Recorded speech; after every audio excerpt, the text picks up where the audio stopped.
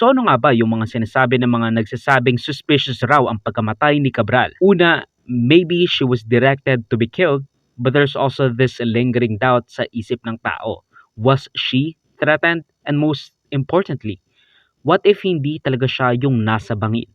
Could it be the bride-to-be na nawala? Let's not kid ourselves and let's respect the privacy of the bride-to-be and their family. Or the more popular conspiracy, did she fake her own death?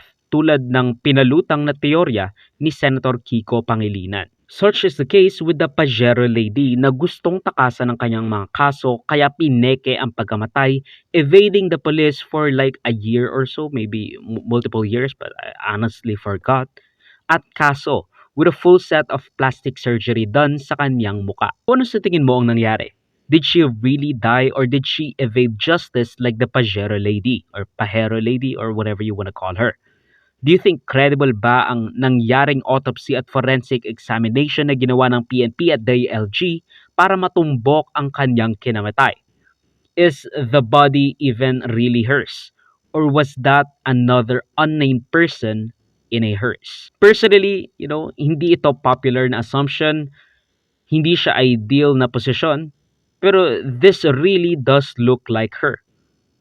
Of course, there are still doubts sa mga pangyayari and maybe we won't know for sure lalo na yung leading up to the incident. Pero malamang sa malamang, she might just take every information na kakailanganin to the grave. No justice for the trillion pesos, countless lives destroyed. Just to protect the people at the top. Yung mga alleged na kakonsyaba and to be honest, naguutos sa kanya.